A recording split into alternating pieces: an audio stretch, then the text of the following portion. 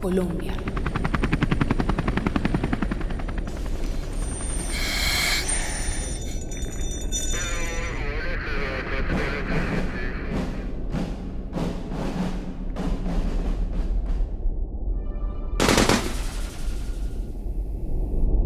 El presupuesto destinado a la seguridad es hoy 80 veces el asignado a la cultura.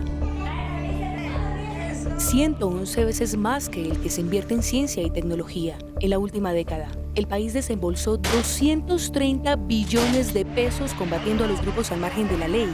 Con ese dinero se hubieran podido construir 3 millones de casas de interés social y suplir la necesidad de un techo que hoy tienen ese mismo número de familias. Este es uno de los muchos gastos que implica vivir con conflicto a bordo. El dolor, la muerte, la incertidumbre y la angustia en la que yacen miles de colombianos víctimas de la guerra es, sin embargo, el precio más caro que tenemos que pagar.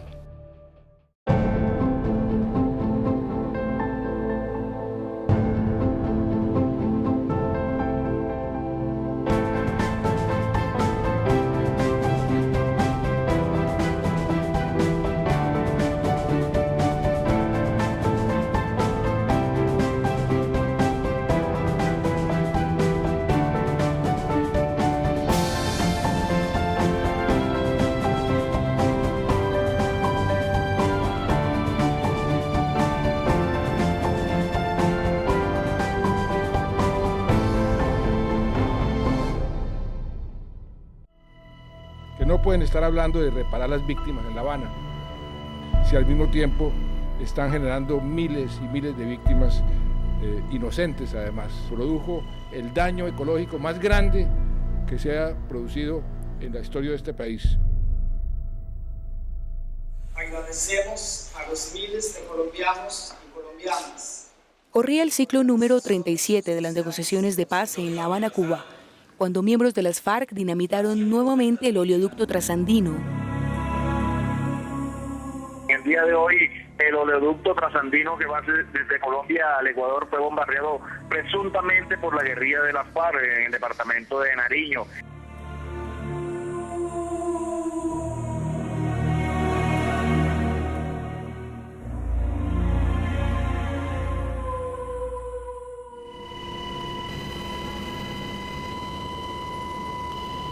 $10.000 barriles de crudo contaminaron la quebrada de Pianulpí y el río Mira, que a su vez alimentan el acueducto de Tumaco. 7.000 barriles de petróleo llegaron finalmente al Océano Pacífico. 160.000 personas se quedaron sin agua y sin poder pescar. La atención de la contingencia costó por lo menos 5.000 millones de pesos, pero las consecuencias sobre el medio ambiente son incalculables e irreparables. Un municipio tan importante, con tan gran potencial, pero también tan golpeado.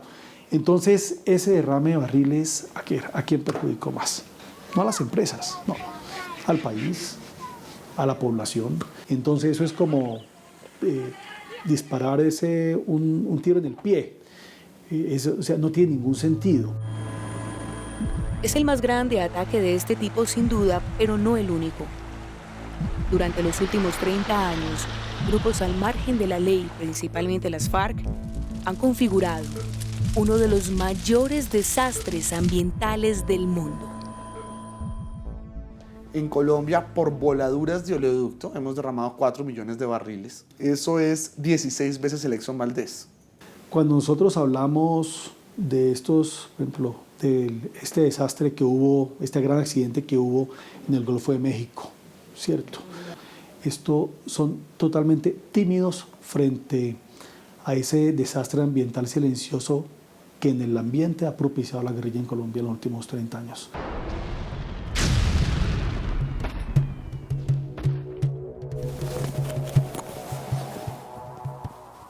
¿Cuál es el costo de lo que pierde anual Colombia por ataques a oleoductos?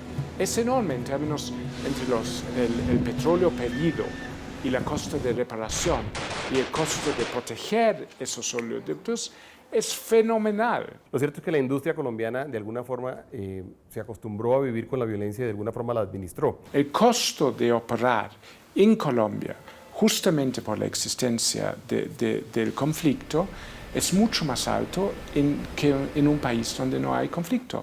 Y nadie se da cuenta porque es lo que se ve cada día. La paradoja de Colombia, país de inmensa riqueza natural que debe destinar gran parte de lo que tiene en defenderse de grupos al margen de la ley. Solo en 12 años se duplicó el gasto de defensa y seguridad en el país y hoy representa el 18% de nuestro presupuesto nacional. Colombia gasta del orden de 3,5 entre fuerza policial y militar y no creemos que haya ningún espacio para reducirlo. Usted hablaba de 3 puntos de gasto militar del PIB. Correcto. Estamos de acuerdo con su propuesta de tregua bilateral con veeduría internacional. Lo esperamos en La Habana para conversar sobre el asunto. El gasto militar en Perú ha permitido que hoy guerrilla y gobierno se sienten a dialogar y de alguna forma que la economía prevalezca a pesar del conflicto. Los éxitos militares no solo se ven en las noticias, también se perciben en los mercados de valores. En el libro que nosotros hacemos, Juan Fernando Vargas, un profesor de la Universidad de Rosario, precisamente ve cómo cambian los flujos de capital cuando hay impactos, cuando hay unos hitos importantes del conflicto armado. Por ejemplo, ¿qué pasa cuando matan a Raúl Reyes?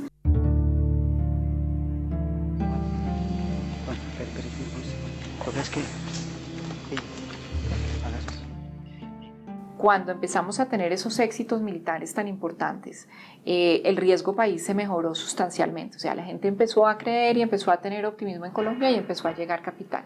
Pero cuando ya se dieron cuenta que esos éxitos militares no eran el fin del conflicto, no se llegaba al fin del conflicto, cada vez que se tenía un nuevo éxito militar no pasaba absolutamente nada con el riesgo país. La búsqueda de la paz debería tener su comienzo en un alto al fuego. Todos somos conscientes que a través de bombardeos no se someterá a las FARC en una mesa de conversaciones. La batalla continua que enfrenta a las Fuerzas Armadas contra los grupos insurgentes abstiene a muchas empresas de invertir en Colombia.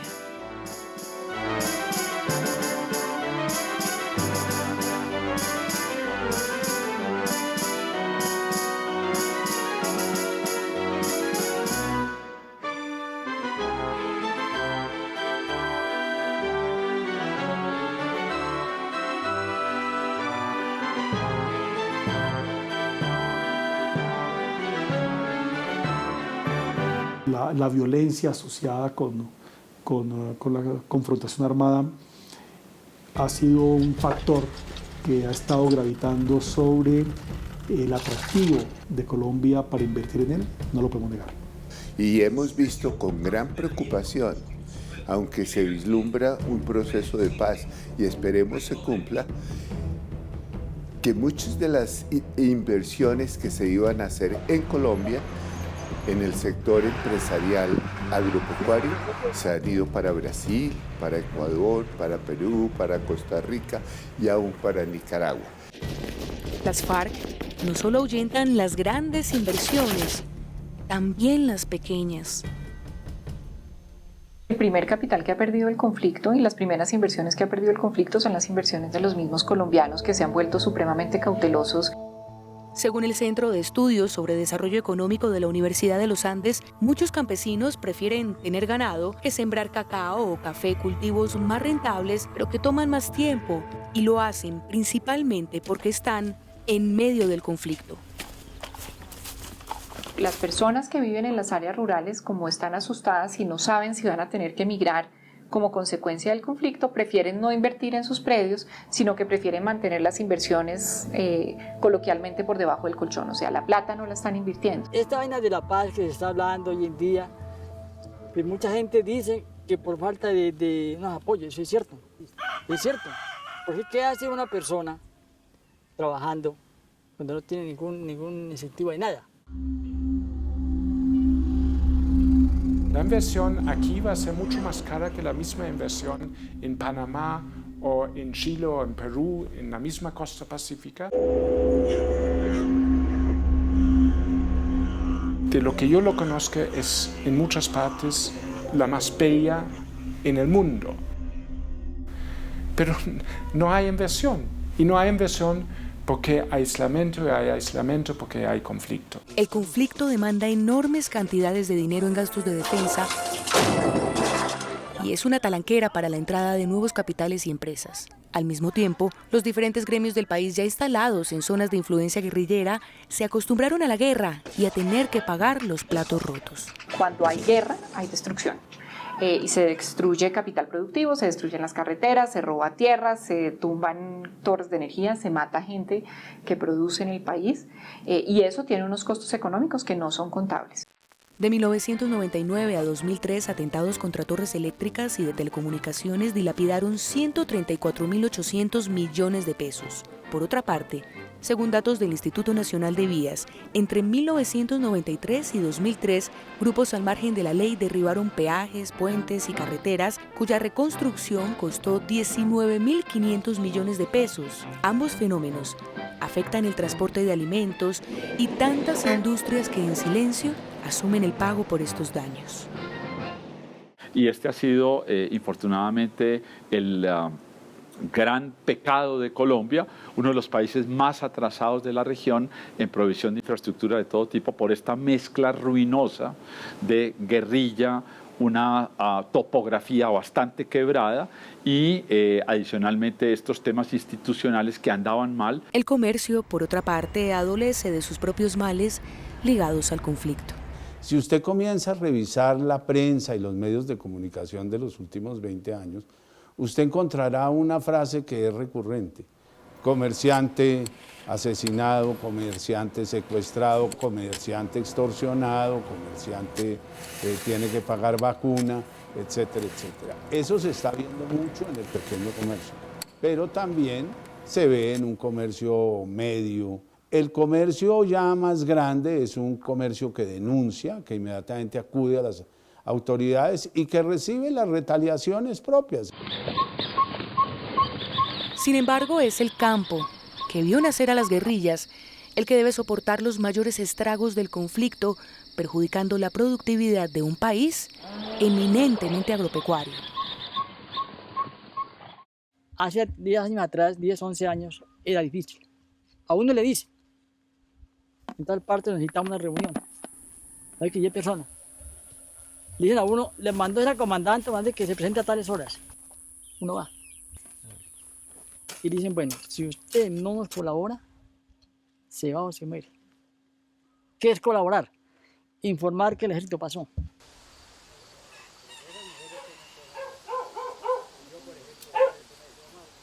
La guerrilla no deja entrar gente desconocida a coger café, los andariegos que llamamos, no los deja entrar. Café, yo en el 2003 perdí una cosecha de café muy buena, tenía 10.000 palos de café nuevos, empezando la producción. Pero no dejaban entrar la gente a recolectarlo. Ahí se muere uno. ¿Cómo no lo coge, no lo cosecha? Pierde todo el tiempo que pagó debiendo jornales, toda esa mano de obra. La producción pecuaria, la ganadería de carne se ha afectado, la de leche se ha afectado, la avicultura se ha afectado, la porcicultura se ha afectado. Si cogemos los cultivos permanentes, el sector cañicultor se ha afectado, el palmero se ha afectado, el de caucho se ha afectado, el de café se ha afectado.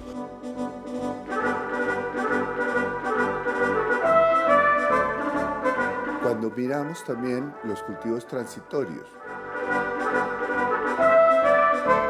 frutas, verduras, hortalizas, el arroz, el maíz, el trigo, la cebada, el frijol, todos estos también se han afectado. Es más fácil mirar cuáles no se han afectado. Y es muy difícil decir que haya uno específico que no haya estado libre de la influencia no solo de la guerrilla de las FARC, sino del ELN y de otras que han ido naciendo y se han ido extinguiendo. 230 billones de pesos en gastos militares y de defensa, 5.000 millones de pesos por la atención de la emergencia ambiental en Tumaco, 100 de la millones de pesos, 816 cuantificar los costos reales del conflicto en Colombia es prácticamente una misión imposible. Históricamente Colombia casualmente ha perdido entre 1 o 2 puntos del PIB mirando de para atrás. Ergo, si tú quitas ese lastre, uno esperaría que hubiera una aceleración de 1 o 2 puntos del PIB. Pero las pérdidas económicas quedan de un lado cuando se habla de pérdidas humanas y de profundos traumas generados por el secuestro, el desplazamiento y el desarraigo. El efecto que tiene el conflicto armado sobre las víctimas es realmente devastador.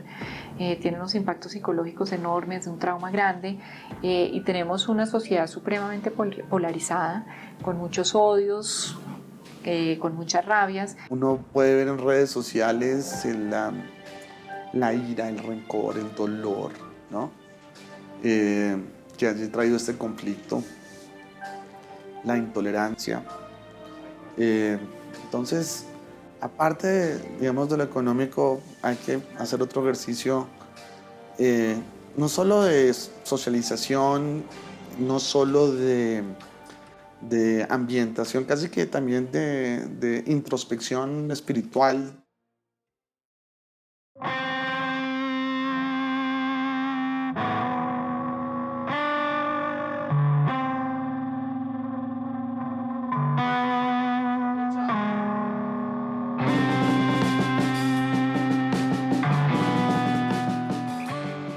Este momento que vive el país es como un negocio que se puede aprovechar haciendo una inversión, pero de que no hacerse se puede perder.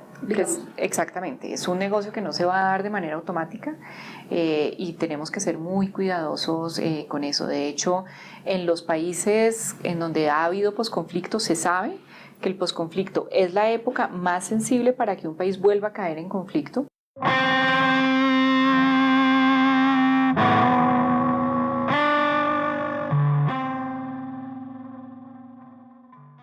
Durante muchos años, el Departamento de Estado de los Estados Unidos advirtió a sus ciudadanos en reportes de riesgos lo peligroso que era viajar a Colombia por la actividad narcoterrorista presente en todo el país. El secuestro ocupó durante años la principal preocupación de los turistas extranjeros. Aunque aún nos persiguen los fantasmas de otras épocas, Terrorists threaten the world. What do you know about Colombia, specifically the FARC? Most powerful, most dangerous communist guerrilla force on the planet. hoy la imagen del país en el exterior ha mejorado sustancialmente.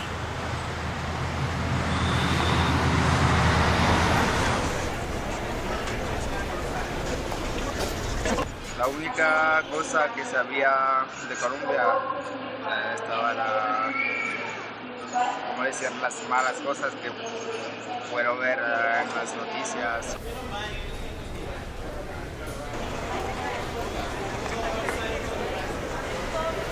A little bit of reputation around, you know, I'm not sure, drug lords, you know, whatever, but generally I think those are overblown by the media.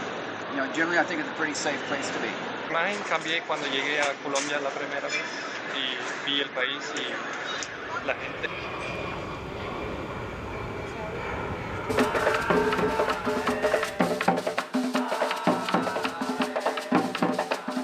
Una de las cosas que la gente le ha dado durante mucho tiempo miedo de venir a Colombia por las guerrillas. ¿Tú qué crees? Bueno, realmente pues eso es una publicidad que se da fuera de Colombia y allá en Estados Unidos y en Puerto Rico pasan muchos programas de eso, pero verdaderamente son cosas que hay que trascender y sabemos que ya ha pasado el tiempo y que eso pues poco a poco se va eliminando.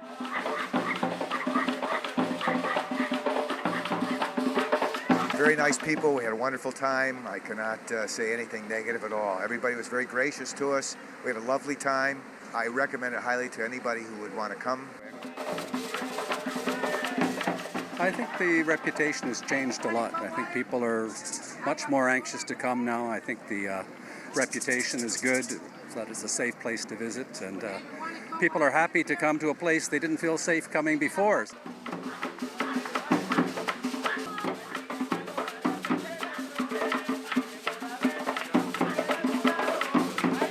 Colombia, por temas de seguridad, ingresó a la lista de los destinos peligrosos, en la warning list exactamente de los Estados Unidos, y las líneas de cruceros, siendo consecuente con preservar la seguridad de sus pasajeros, dejaron de venir a Cartagena. Es la confianza y la seguridad de país y de destino lo que hacen que las líneas de cruceros crean en nosotras y pongan sus barcos, sus pasajeros en nuestros puertos. Cuando antes no llegaban cruceros a Cartagena, en esta última temporada vacacional 2015-2016 arribaron 528.800 turistas en barco a la Heroica. En promedio, cada uno gasta en su visita $98, lo que quiere decir que esta temporada le habrá inyectado $51 millones la economía local de forma directa. La ecuación parece ser a mayor seguridad, mayor confianza, y en economía la confianza se traduce en dinero. La paz en esencia es un fenómeno de confianza, ¿sí? Eso es lo que cambia. Los factores de producción, entre comillas, son los mismos. Algunos economistas llaman eso capital social, y es que cuando usted no tiene confianza, cualquier transacción económica que va a hacer es más costosa. Vemos al gobierno. La firma de un acuerdo de paz se avisora como una gran oportunidad de negocio y existe un consenso en que la economía crecerá. El debate está en cuánto.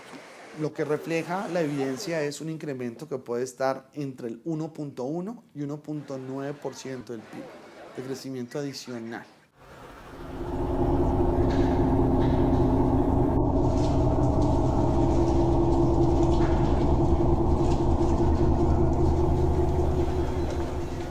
Pero el gran reto que tiene Colombia, una vez firmado un acuerdo en La Habana o un acuerdo con el ELN, es verdaderamente hacer toda la inversión social y superar todas esas limitaciones, obstáculos e indicadores, además muy precarios en algunos casos, que tenemos nosotros que desarrollar. Hay muchos desafíos que tienen que ver con la presencia y la llegada del Estado de manera integral, la aplicación de la ley, la justicia, la inversión por parte del Estado en proyectos estratégicos de desarrollo económico y social. Si el abandono del campo sigue, ese crecimiento no se va a dar. El país tiene que poner el campo como una prioridad nacional, si no, olvídese.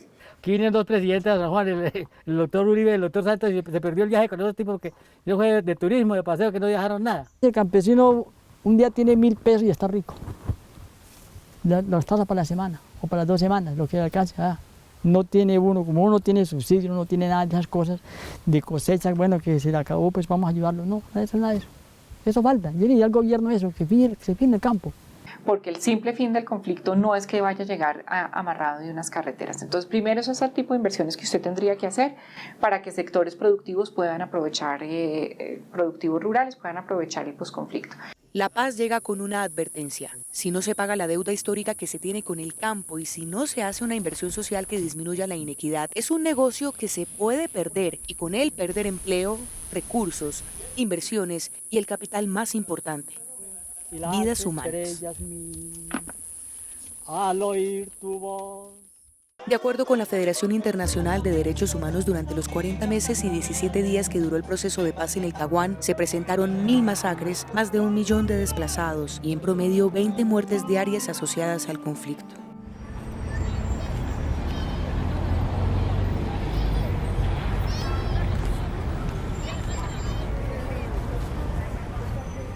La vida es el bien esencial y obviamente todo lo que sea disminuir la violencia y el número de fallecidos es lo más importante.